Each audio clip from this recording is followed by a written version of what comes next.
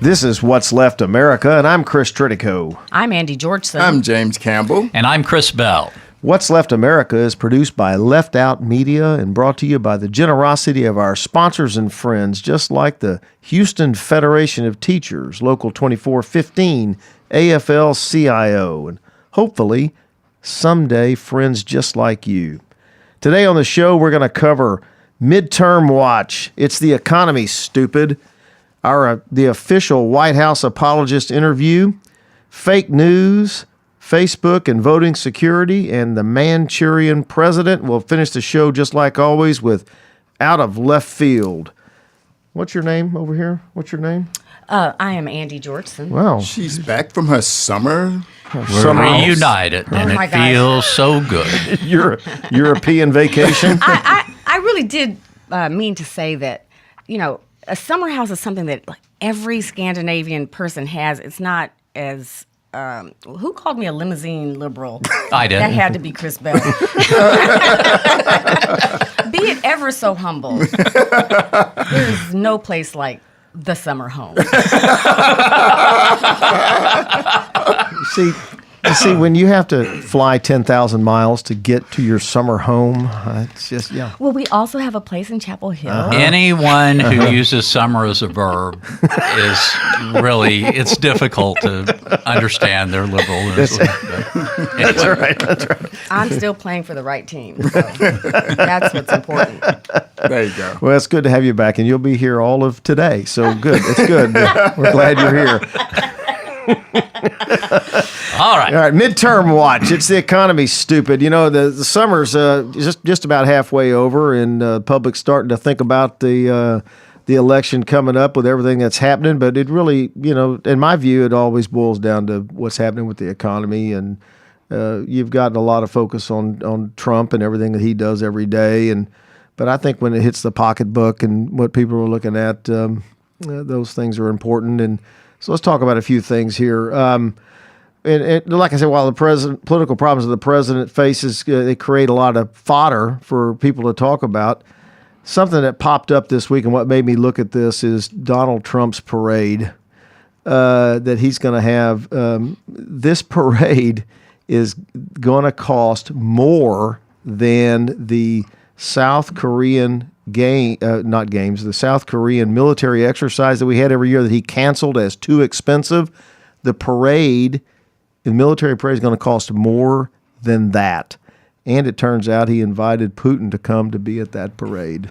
Well, and it also will drive home everything that people fear about this president becoming like a dictator or a third world leader wanting to have his own military parade. And there are other countries that we respect that have military parades, and I understand that, but that's really never been something that we've done here in the United States, and the military doesn't even seem particularly comfortable with it, and probably much less comfortable with it given who the commander-in-chief is. But going back to what you said earlier, when you say it's just the economy, of course that's important, and I do think that when it hits people where they live, then it's going to have an impact, and we're going to talk about that a little bit, about how a lot of these policies are hitting people solidly in the pocketbook. But you're also going off an old playbook, and he's turned politics on its head. That's true. In this country, and I think that there may be folks that are doing badly economically or well economically, but they're much more focused on the overall climate that this president has created and that they're not at all comfortable with it. And that might be what drives them in November. I totally disagree with that because you really unwrapped the Pandora's box here, because I think that if you look at Republican strategists, GOP strategists, say, for instance, Josh Holmes, who recently said that Trump is not going to be a drag on the party because the party's running with him, not away from him. Forget about their comments about Russia. They support him 98% of the time. Moreover, his base loves that. They love that he talks about Russia and the fake news. They don't really care about the issues. And oh, by the way, the economy is doing well enough that they're going to stick with him. So those things will make the Republican Party more viable. And I think the Democrats are The Democrats are more vulnerable, especially in the Senate, because they have 10 seats to defend in states that Trump won. And so I think that the dog whistle is in full effect, and that Trump is basically going to stay out there, and the Republicans are going to run with him. But Andy, go ahead. No, go ahead. Well, I was looking at the question from the perspective of the Democrats. Democrats and the economy. I'm not sure that our party has a message on the economy. Well, but let's look at this. This is what I was about to point out, and is healthcare costs are swallowing the economy. Now, not only is the premiums for insurance rising at a more rapid rate than anyone thought they would, just the healthcare cost alone, just the cost of healthcare alone, is completely swallowing up the economy. But won't they just blame that on Obamacare? But if we don't do But who's something, they? The Republicans. great. I'm glad you said that. Who's they? And so if the Democrats don't start using this as something, because the Republicans are the ones who refuse to address this issue for the last 50 years. It's the Republicans who have refused to address this issue, isn't it? So let me talk a little bit about the health care. That is an issue that Congress needs to address. The Affordable Care Act was a start. But when you break down the health care dollar, the 23% of it goes to pharmaceutical companies. Another 22% goes to hospitals and doctors. The other 20% goes for clinics and all of that stuff.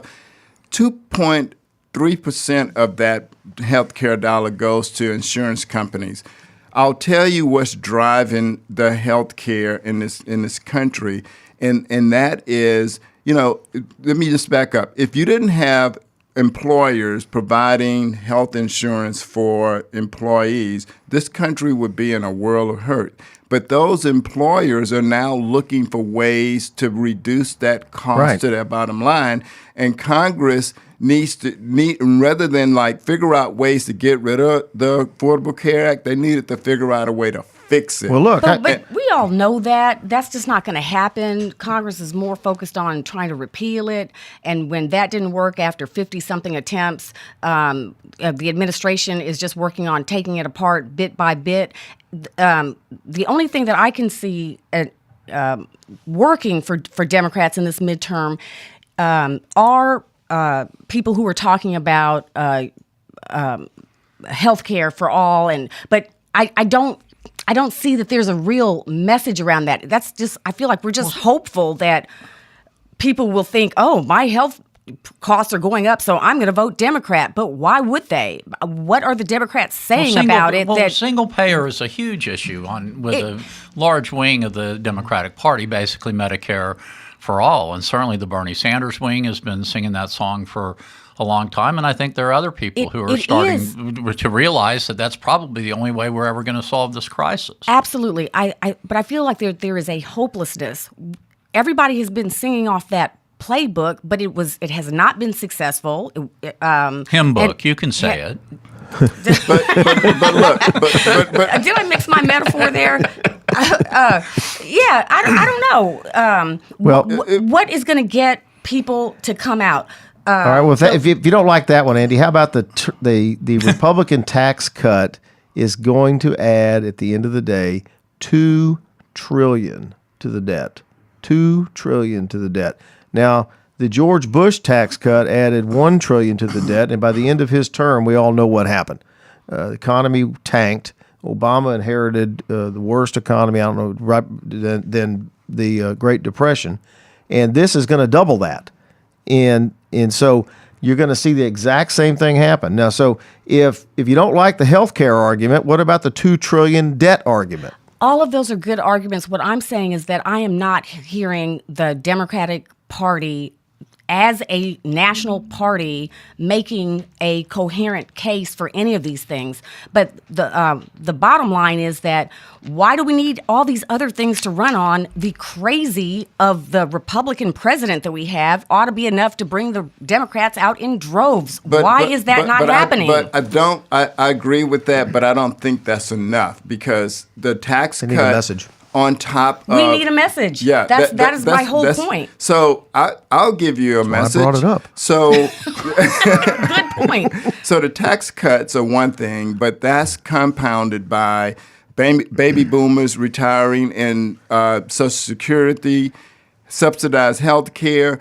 The Republicans are already talking about getting rid of Medicaid and, private outsourcing Social Security. For people who need that money, they need to be talking to those people who need that kind of support in this country. And I think that the message is, it's not education for all, as Bernie Sanders said. The message is Social Security, Medicaid, and health care. They need to talk about all those things and figure out a way to talk about paying for them. That's like Dukakis coming back with his charts. And I don't understand why we're having this defeatist conversation in the wake of what we just saw this week. This was one of the worst weeks in American history based on his performance in your world. In the eyes of a lot of Republicans too, James. Yes, he's popular with a certain wing of the Republican Party, but a lot of Republicans are finally waking up to the fact that this president is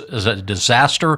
They're embarrassed by him. And most of them joined the Republican Party because of Ronald Reagan. He's the antithesis of Ronald Reagan. I remember Ronald Reagan going on national TV and explaining to people how high the dollar bills would reach into space because of where the deficit was. And here he is expanding it more than any president in the history of our nation. He's the one who said it's the And economy, they're still going to call themselves Republicans. Chris, I agree with you 100%. The reason I brought this whole topic up was because you can't just run on that. Yes. You can't win just on that. Well, we'll see, because they certainly did a good job of making Obama the issue.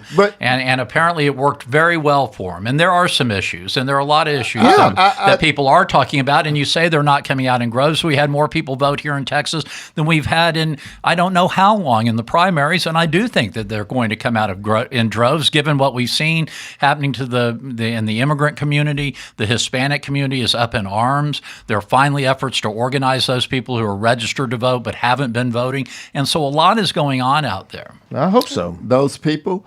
Anyway. What people? The people who are registered to vote but haven't been voting. I'm just kidding with you, Chris. Don't get sensitive about it. But what I'm saying, Chris, is I don't disagree with you. What I'm saying is in your echo chamber, that message will resonate. But in the real world, that message is not going to resonate. A Republican strategist is saying all Trump has to do is get out there and keep saying Russia, Russia, Russia, and fake news, fake news, fake news. But he's talking to 30%. That doesn't matter. That if you're what you're suggesting, then Chris, is that enlightened Republican voters would get out and vote against Trump, and I don't think you're right about that, because even enlightened Republican voters went into the voting booth and voted for him. What I'm suggesting is the enlightened Republican voters that voted for him the first time are looking for a place to land, and we're not going to attract them over by just attacking him. We have to have the Democrats need a message that will bring those people in, and just saying Donald Trump's an idiot is not going to bring those people over to the party. No, but I don't think the Democrats can craft a centrist message that's going to bring Republicans over either. And where we've had some success is like with Alexandria Ocasio-Cortez and her that ain't gonna do it. Victory. No, that's not going to do it. But I've really come around to the idea that we've got to get young people in this country excited about politics and understanding the effect that the politics are going to have on their lives going forward. It's not us in our 50s and pushing 60. It's the younger people who are drowning in debt, who won't be able to pay for health care, who won't have, will need 2 or 3 jobs to make ends meet. And I feel like people like this young woman are what are the kind of candidate that are exciting young people and not the old guard. Well, I agree. I mean, if it's not going to be a progressive message, what's the point? I mean, there needs to be a contrast, and if we're going to talk about creating a different world, it needs to be a different world. I agree with that. I agree with you wholeheartedly. I agree with that too, but they need to stop calling themselves socialist. But they can call themselves progressives and still offer a great deal of change. Absolutely. But also, Chris Tritico, socialist is a word that we grew up thinking like communism, fascism. Those are bad words, and we stay away from those at all costs. But younger people don't have that history. For them, socialism means I can go to college and the middle of America is not going to vote for a socialist. And if you're going to bring those people over, I can go to college should be a democratic message. Andrea, I think that's what we're saying. You missed that What's Left America on crime beatdown he put on me a couple of weeks ago when I talked about socialism. I'm right. I'm telling you, I'm right about that. You've got to think about the messaging that you're talking to an entire country. And while I agree that works with young people, we're talking to a country of almost 300 million people, and the middle of the country is not going to vote for a socialist. And so think of another term that you can say the same things, just don't call yourself that. I am more than happy with. I like to call myself a progressive, but the fact of the matter is, I've lost my train of thought. That's the fact of that matter. And you wanted a drink. All right, we got to move on, but I got one more thing to say about this, because I think this is the most important part of this, is the Trump tariffs are going to cost 2.6 million jobs in this country. And a lot of those jobs are in states that Trump won. Now I know what I was going to say. Yeah, I think that is what's going to do it. When this trade war tanks the economy, specifically in places where Trump's support is the strongest, that is what is going to have an impact. But going to Chris's point about the mainline Republicans needing a place to land, right after Helsinki, there was a poll that showed 79% of Republicans thought the president did a great job in Helsinki.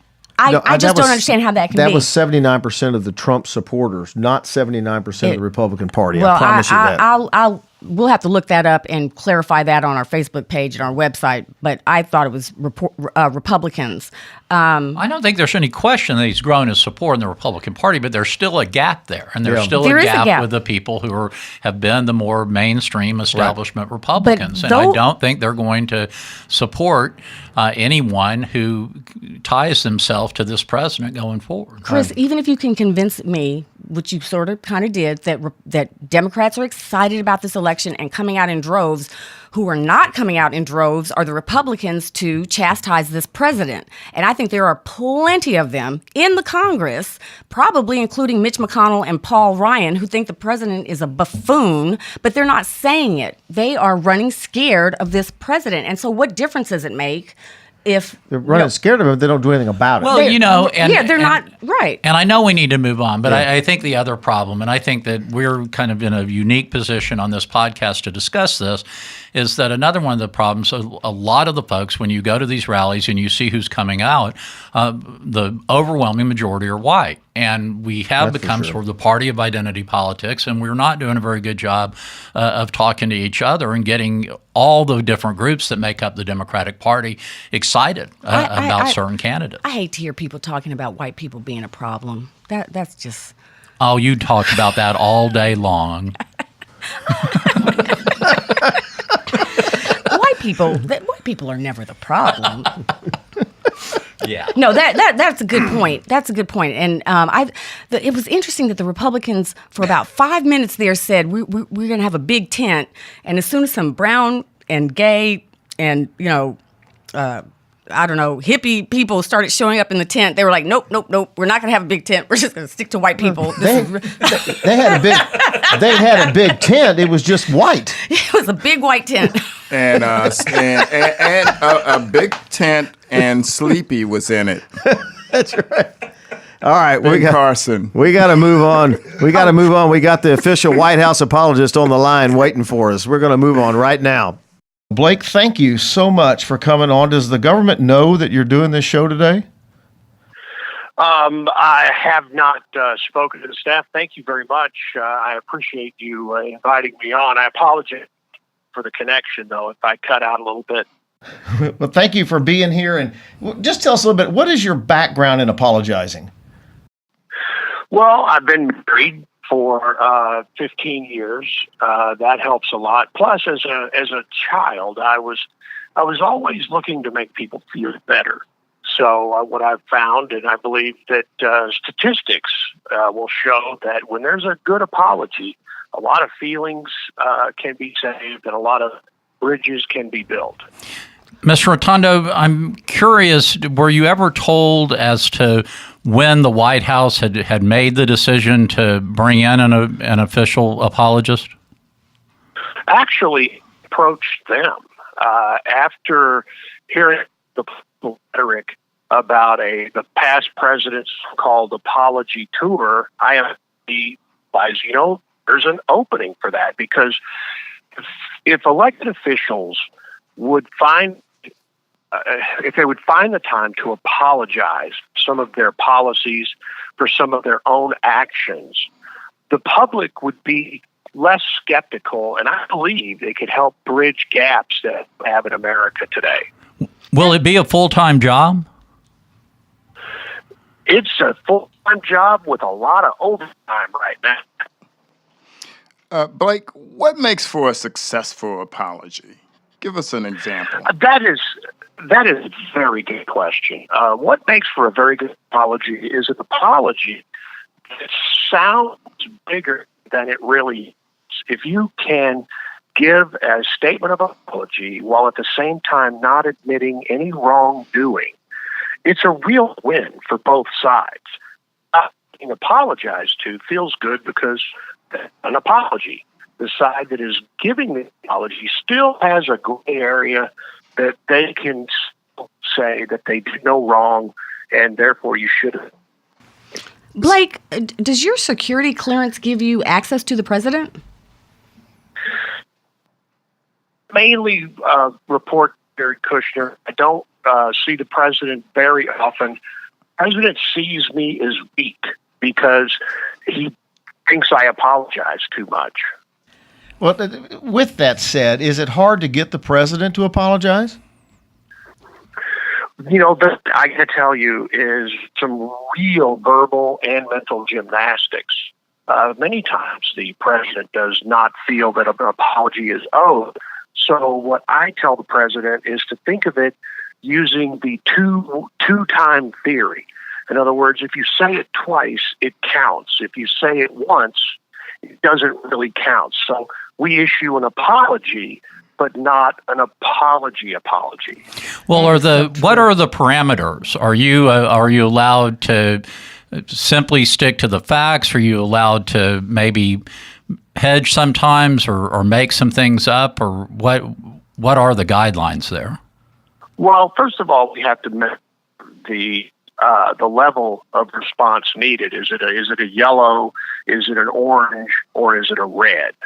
And once we make that assessment, then we decide whether or not we need to bring in White House legal team to make sure that the apology or any statement made does not leave any room for prosecution and for blame.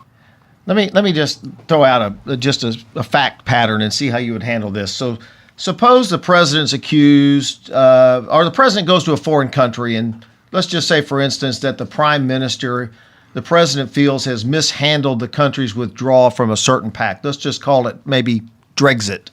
And he goes public with that in that country and says negative things about that country's prime minister in her own country. How would you, as the official White House apologist, handle that situation? Well, I think actually the word is how did I? And I don't. Excuse me. I just went through one of the security barriers here at the White House. First of all, we have to make sure that we're apologizing as per gender, because apologies for females are different than apologies for men. So true. When it comes to working with a female, we make sure that the apology has a little more emotion to it, has some empathy to it, and sincerity. Well, how do you apologize for the Twitter rants? I'm sorry, I didn't hear you. The president's rants on Twitter. How do you go about apologizing for those? Well, it depends on, again, the situation and whether it's a yellow, orange, or a red apology. And it depends on whatever is said on Twitter. And we always can defer to the idea that the president doesn't actually tweet. It's a member of the staff. And when it comes to Twitter, there are no real witnesses. Therefore, that allows us the wiggle room to cast blame somewhere else or to just ignore it totally. Twitter is not a priority in our apology strategy. Who determines the threat level? Which color is applied to a certain situation? Many times it's me, but sometimes a higher level staff member, depending on their reaction to whatever situation we may be apologizing for. It really is more of it's a group strategy, but I would say that I'm mostly in charge. Are you in charge of just the public apologies, or do you handle the private apologies as well? I do both. The public apologies, obviously, we have to craft carefully. The private apologies, I mean, on a personal level, it's much easier for me because I can always just say, hey, look who I represent. You know, cut us some slack here, things like that. That breaks down these apologies to a more comfortable level of discussion.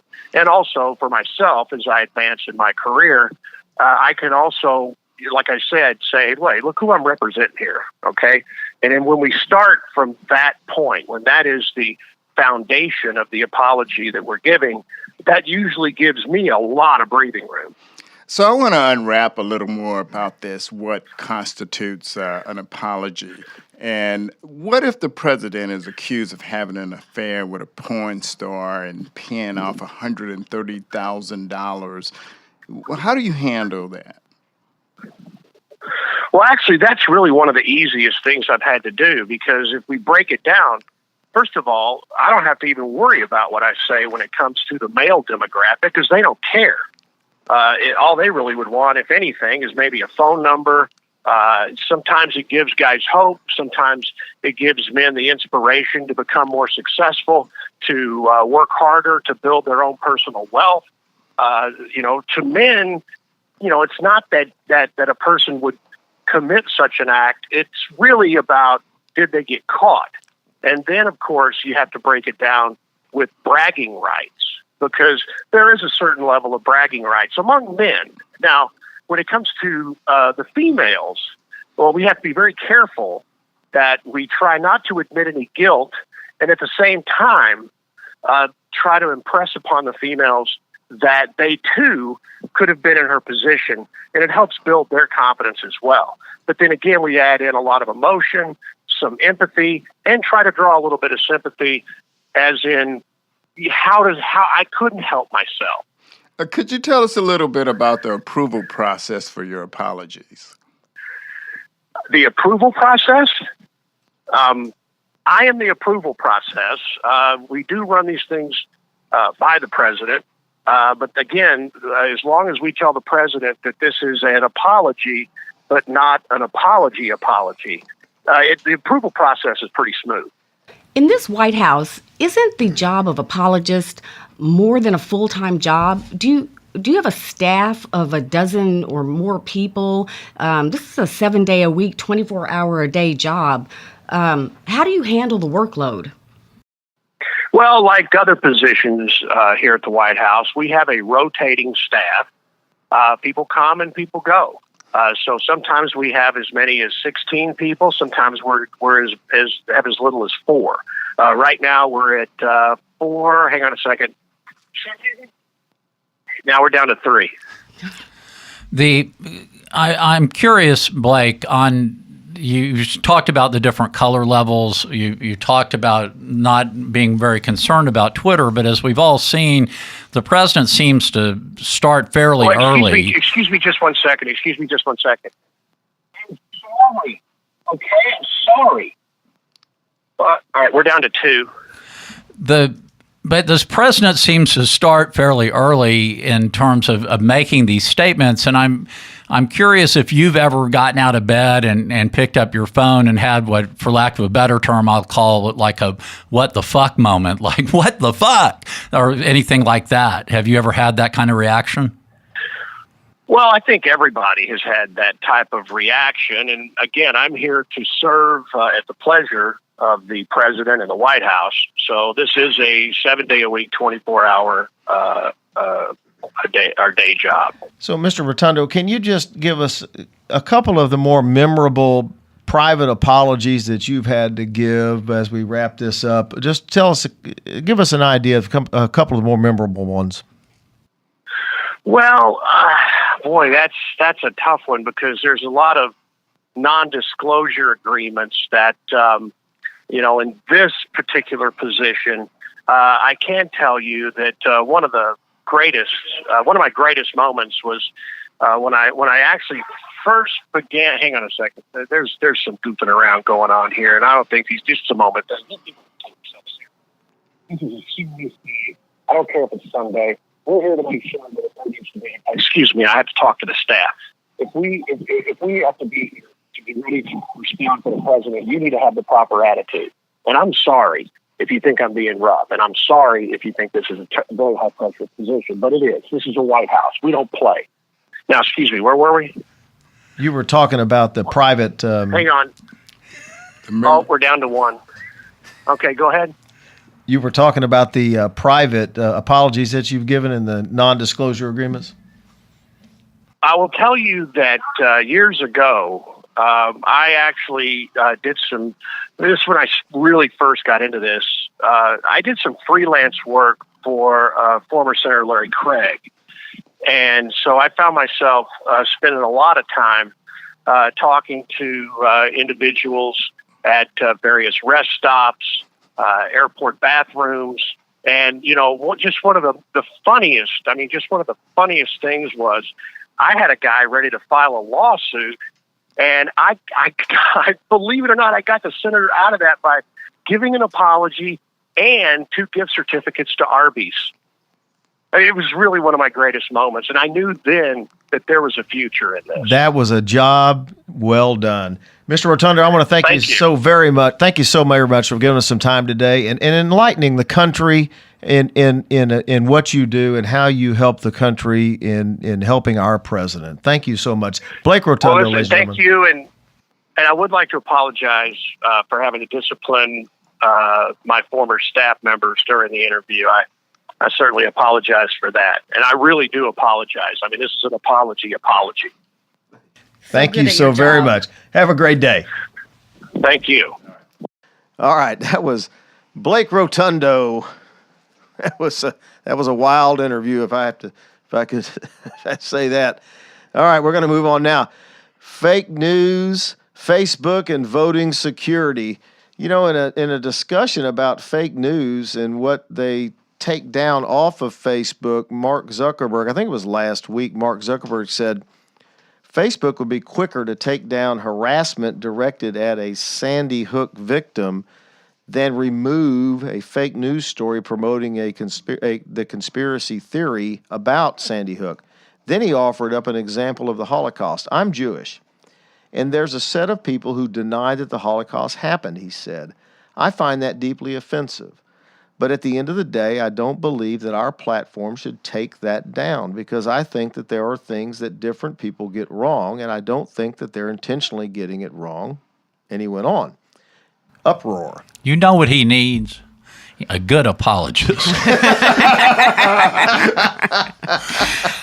That was the most bizarre testimony that I think I've heard in years. Did nobody prepare him? Are they not going to do anything to because that's what it basically sounded like. We may take a few things off, but really, when you get to the big stuff, that's still going to be out there. Yeah. Zuckerberg's problem is that he's trying to defend Facebook and create a message around Facebook that assumes Facebook is a platform for people to get together and talk about issues when the business of Facebook is actually to collect data on all of us and to sell that data. So on the one hand, he's running a data collection and sales business, and then he's having to present to the public a nice story about the First Amendment and freedom of speech and bringing people together. And those two things are working at cross purposes. And that's why I think his message is so convoluted. And I think what he does is he undersells the importance of Facebook. What he doesn't understand is that Facebook is just as important as mainstream media is now, because people go there to find their news. I think he's well aware of how important Facebook is. He just doesn't know how to reconcile the problem that he wants to sell ads to everyone, but you can't kick everybody off and still make maximum profit. But I also think that because of its importance, the Russians realized that, and that's why they used it to stoke discord among Americans and to get affirm people's views and racial discord. They knew that was important, and that's why Zuckerberg's explanation it's just disingenuous. Well, the problem he's got is they have a new advertising policy that requires advertisers in the U.S. to confirm their identities. Now. Yeah, and let me tell you, because when I set up our page, it took 10 days. I had to finally send them an email and said, this is a bunch of crap. I've sent you my driver's license 3 times. I've confirmed who I am. And they finally emailed me back and said, I don't know why you're going through this. You're not even an advertiser. I said, I know. It was a mess. But let me just say, I think what Zuckerberg's problem is he's confusing the difference between the First Amendment and fake news and advertising. I understand, and this is going to be controversial, I understand what he's saying about not taking down someone who denies the Holocaust. I get what he's saying about that, but he's confusing the difference between the Russians coming in and attacking through Facebook. I think he's confusing the two. It certainly looks like it. And I think that this will really focus more light on what's going on not only with Facebook but also what's going on with Google. And as Andy correctly pointed out, that they're in the business of selling data. But when somebody... And I've read a fascinating article, and I'd love to see if we can get this gentleman on, Timothy Berners-Lee, who is the creator of the World Wide Web and is basically credited That was Al Gore. Well, no, it was actually really was this gentleman, and there's this fascinating article in Vanity Fair about him, and he's so devastated by what it's become. And of course, they point to what's going on in Facebook and Google as the two main examples. But he's working on a whole new platform called Solid, where it will basically guard against everything that we've seen transpire on the web. And I really do think it's gotten to that point where people are starting to wake up about just what a crisis this has become. And everything that we thought was going to be so grand and wonderful as a result of the internet is turning into a bit of a nightmare. How does Facebook and Twitter and all these other people, how do they police who's telling the truth and who's telling a lie? Well, that's very difficult, don't you think? Yeah. How can anybody police that? I mean, we used to say, do you remember Frank Michelle, the former editor of the editorial pages? I do. James Campbell? I do. And he would say, we can have different opinions, but we have to share the same set of facts. That used to, that was profound. Now it doesn't even make sense. We got all kinds of facts. We don't have to share them. And it's a serious problem for people like Facebook. How do they determine that someone who comes in and puts a story up that says, Hillary Clinton got $400 million from somebody, which is clearly false, how do they determine I'm taking this down? Okay, so by what rule do they use to say, this story comes down, this story stays up. Well, look at the difficulty that people have with prosecuting perjury. Right. Everyone testifies under the threat of perjury. Hardly anybody. I think I'm the only lawyer that I know that has ever represented someone charged with perjury. Right. You just don't have you. Right. I mean, you just don't hear about it because it's so difficult to prove that someone was really lying. Well, I don't know. Every police officer who's ever testified in court probably ought to be brought up on some kind of charge. But well, we wouldn't have enough room in the jails if people were being prosecuted for it. All right. But in all seriousness, before I know you want to close this out. I just want to remind people to follow us on Twitter, to like us on Facebook, and to check out our website at what'sleftamerica.com. And you're doing that just kind of sticking a knife in it, basically. I mean, we can talk about this. We can talk about this all we want. The fact of the matter is, we're moving our podcast to solid as soon as it's up and running. Oh yeah, well, we really should just print off flyers and pass those out. We need these platforms. Is the point I'm trying to make. We may be the only podcast on the new platform. We'll see. Last week, the Republicans in the House refused additional funds for state election security grants in a spending bill. Republicans, however, argued that the program, which is overseen by the Federal Elections Assistance Commission, is fully funded and doesn't need additional allocations. Ooh, I know why. Because they don't want Democrats to vote. And I think this is what I was so badly trying to explain last. Did you ask your question, or you still? I was just pointing that out. Go ahead. No, go okay, ahead. Yeah, because I don't think the Republicans are interested in broad voting rights for people. They benefit from shrinking the voter base. But this election security coming up for the midterm election, this is grants for the states to secure their election. Yeah, this is about election integrity. Yeah. And this is basically something that, the Republicans has accused Democrats of having fake voters and all of that. But with the Russians tapping into, again, Facebook shows that they could also tap into our elections. And we need to do all that we can to really tighten that up, because if we don't, we're going to be in trouble, and we're going to be asking the question again, what happened? How did we allow the Russians to do this, or other people too? Well, again, let's look at how politics has been turned on its head, because I remember in the early 2000s, that's when everybody was starting to go to electronic voting. And I felt great about electronic voting. It had come of age. We needed to be moving in that direction. The old punch card voting machines were out of date. But one of the conspiracy theories, and I'm using air quotes because that's what they were conspiracy theorists, because they feared that someone would hack into those voting machines and start rigging elections. And many of us said, oh, no, that's a conspiracy theory. It's not going to happen.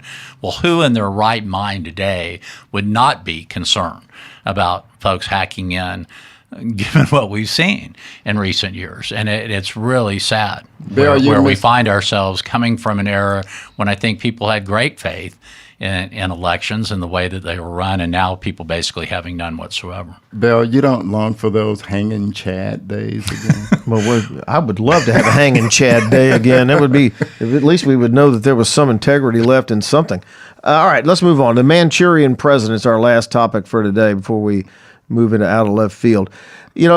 After the press conference, I guess we can still call that a press conference, the Love Fest, the Hug Fest in Helsinki, is the first time I saw since Trump was elected president. I saw the Republicans coalesce around a message that this guy is lost his damn mind. Republicans have said he's compromised. Congressman Mark Hurd, a Republican from Texas, a former CIA agent, said, "Over the course of my career as an undercover officer in the CIA, I saw Russian intelligence manipulate many people. I never thought I would see the day when an American president would be one of them. His standing idle on the world stage while a Russian dictator spouted lies confused many but concerned all Americans. John McCain, Republican of Arizona, no prior president has ever abased himself more abjectly before a tyrant. Not only did President Trump fail to speak the truth about an adversary, but speaking for America to the world, our president failed to defend all that makes us who we are, a republic of free people dedicated to the cause of liberty at home and abroad. And there's some more, and we'll read those in a minute. Are you suggesting the reviews weren't very good? The reviews weren't good. The reviews weren't good, and my question is simply this: is Donald Trump compromised? I think he's compromised. If the Russians didn't have anything on Donald Trump before he met one-on-one with no aides, no recording, before that, they've got something on him now. I just don't know of any other way to interpret the way he came out of that meeting and would not support our own intelligence. He was briefed before the meeting about these indictments. He had nothing to say about that. Even his walk back of, I don't know why it would be the why it would be the Russians. I meant to say wouldn't, but it probably wasn't them. I mean, I didn't believe that walk back. The walk back. Nobody did. Walked back the walk back during the walk back. I don't know any other way to interpret his behavior, but that. Okay. Because let's talk about human nature. If you're going to Russia and you know that many people in the American public don't trust you and don't trust your relationship with Vladimir Putin and have a lot of misgivings about it, why wouldn't you go over there and use the trip to restore confidence and show how strong you are and that you can stand up to this guy instead of just being his lapdog? It doesn't make any sense. Yeah. He's had something. He said negative things about pretty much everybody on the planet. That's an ally. And that's an ally. Well, but never a bad word about Putin. And I don't know. Maybe it is just he wants a Trump hotel in Moscow. But well, he does. So really, is that enough to compromise the entire United States democracy? James, George Will said that he feels that Trump not only colluded with Putin, but Mueller is going to indict several people over the Trump Tower meeting. But Putin did speak out about it, and he said, I treat President Trump with the utmost respect. But back then, talking about when he went to Moscow before he was president, when he was a private individual, a businessman, nobody informed me that he was in Moscow. It's difficult to imagine another nonsense of a bigger scale than this. Well, please just disregard this issue and don't think about it anymore again. So that's it. Putin said, don't think about it anymore, James, it's over. Yeah, so in that private meeting, Putin and Trump discussed a play action pass. He said, Donald, this is what I'm going to do, and this is what I'm going to say. And this is what you're going to do. And we're going to go out there, and I'm just going to say that you are unimportant, and you're just another businessman. We all know that's BS, right? As a political article pointed out, I think the Russians see Donald Trump as an investment.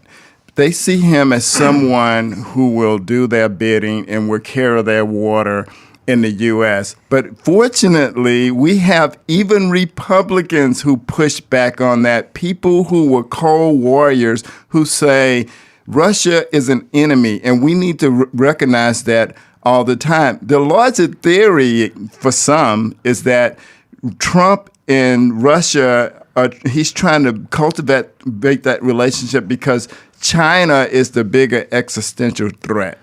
And so for those who believe that, I think that remains to be seen. China is a threat, but what he does with Vladimir Putin is different from any relationship that he has. He has a right as the president to make that determination that I want to treat Russia this way because I think China is our bigger threat. He has the right to make that decision as the president.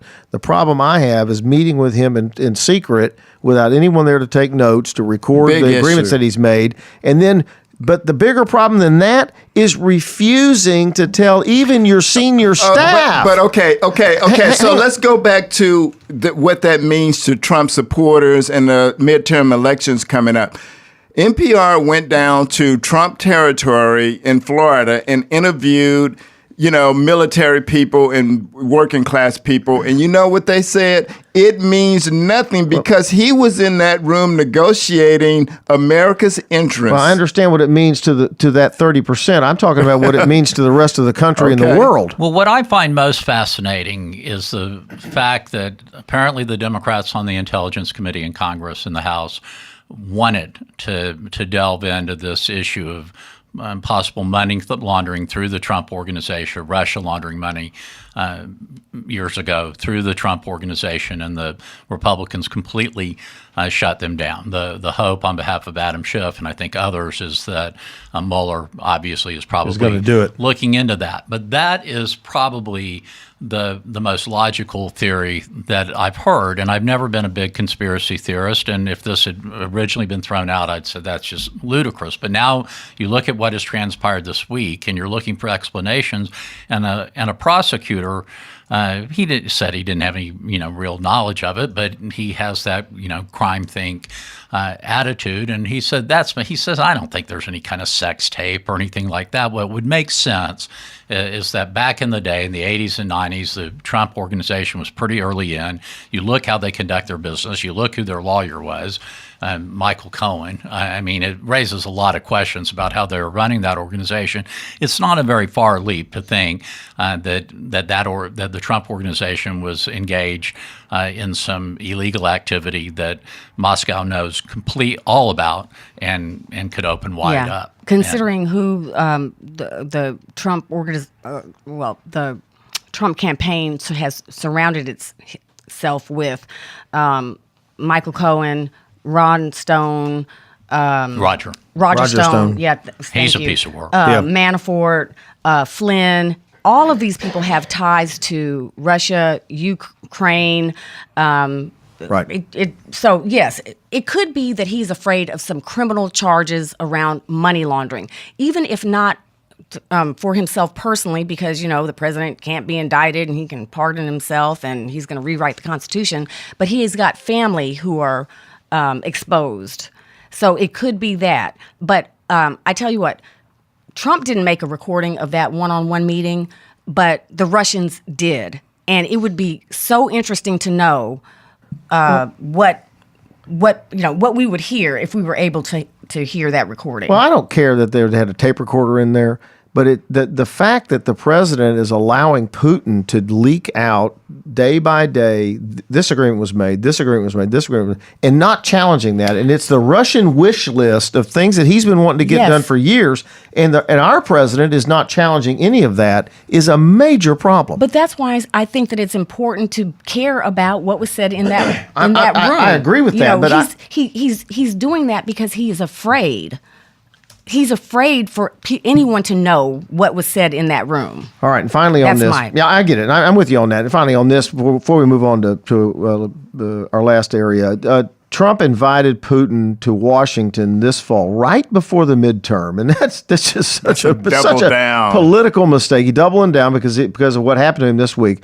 I think it's such a political mistake. Blindsided Dan Coates, who was on stage with Andrea Mitchell at the time. If y'all didn't see this, you got to find that tape and watch it. She said this just in from the White House live and told him, what do you have to say about that? He said, well, that's going to be special. Funniest thing I've ever seen. But that would be funny if Dan Coates hadn't walked back his statements this weekend saying that he's not against the president. So that is what I'm talking about. There is this cult of personality that's going on in the Republican Party that they come out and they criticize the president and then they walk it back. And that, to me, it's just doublespeak. Well, Chris. who wouldn't?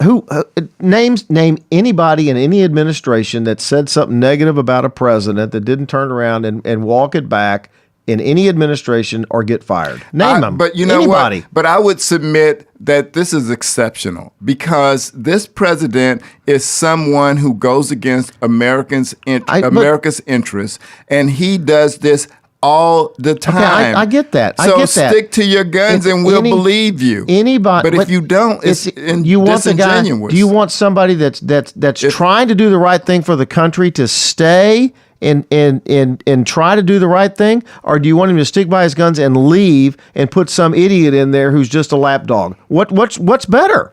Chris, with the Trump administration, I don't know if there is a better. What's better?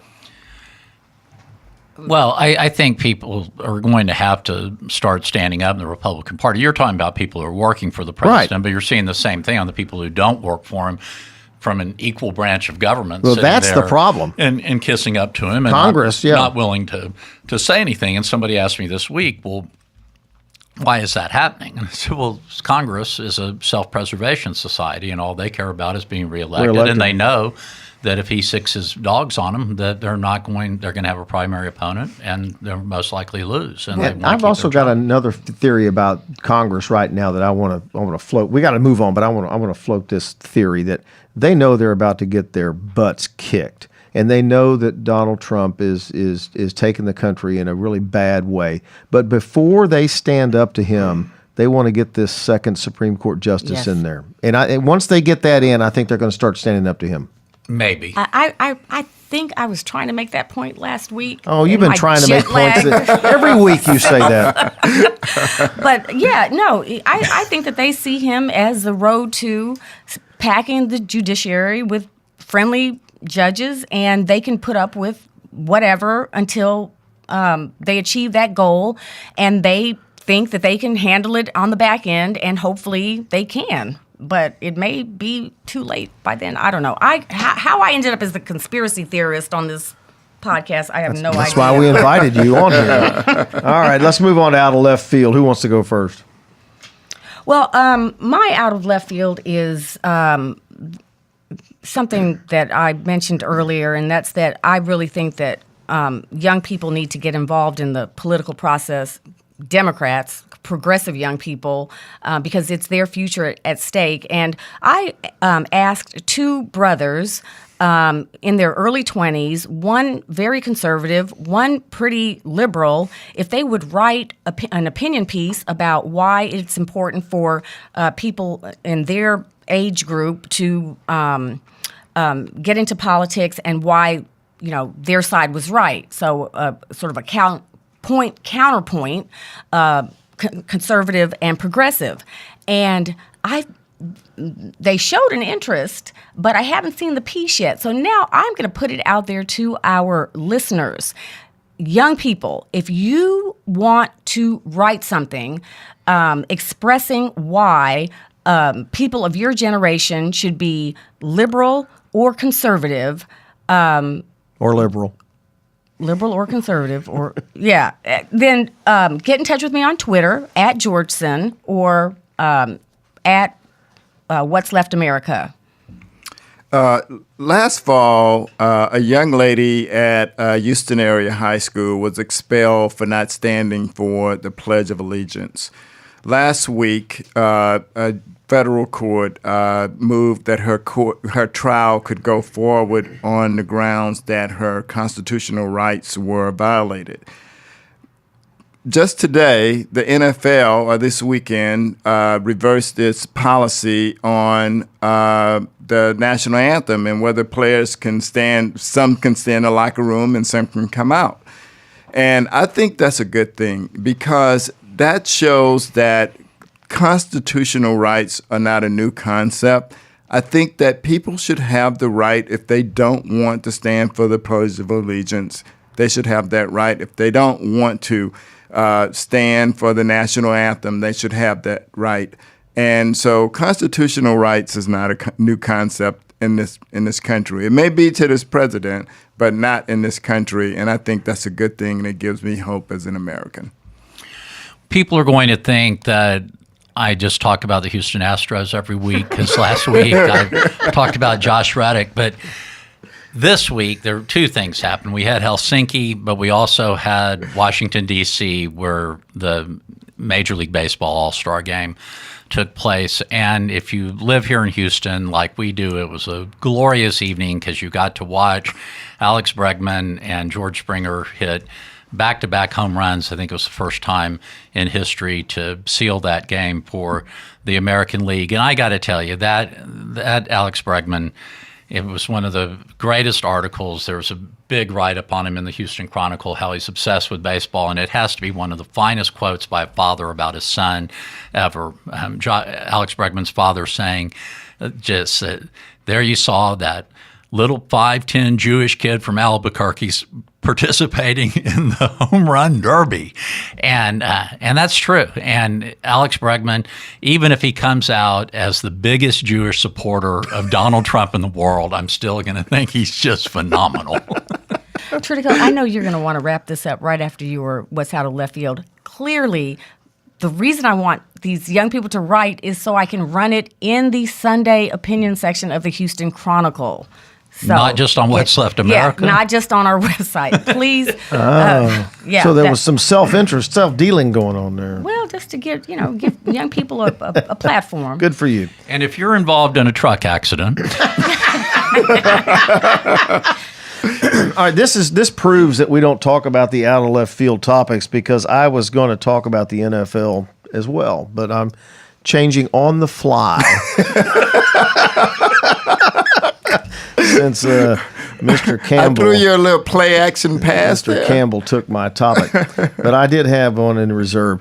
It was announced this week that in the raid of Jeff Cohen's office, some tapes. It's Michael Cohen. Michael, I'm sorry, Michael I was Cohen. like, did they read Jeff Jeff Cohen's Cohen. office? Here's Jeff Cohen. Yeah. No wonder why he left the Chronicle. Yeah, Michael Cohen's That office. was out of left field. That's right. That's some tapes of Perked up. of him and the president were seized, and that it turns out that the attorney was taping his client. And I know that there's going to be a lot of fun had with this tape of the president, or how many tapes of the president he has that he did. And I'm a oft critic of the president, but I'm going to say right now that Cohen was absolutely wrong in what he did in taping the president, and I'm going to support the president on this. And those tapes should not be heard. An attorney should never, under any circumstances, tape his client. I know Mr. Cohen's going to come out and say he taped Donald Trump to take care of himself and protect himself. Anytime an attorney feels that he is compromised to such a degree that he has to tape his client, then he has a duty to withdraw, because he feels that client is violating the law, and an attorney needs to withdraw at that point. Cohen had no business making that tape, and that tape has no business seeing the light of day, period. That's it for What's Left America. Be sure and like us on Facebook, follow us on Twitter, and please rate us on iTunes. I want to thank Chris Baker, my really good friend, for playing Blake Rotundo today on the show. And much thanks to our in-studio producer, Keegan DeLeo. He has to listen to this every week. Twice. Twice. Thanks, Keegan. Have a good week. We'll see you next week.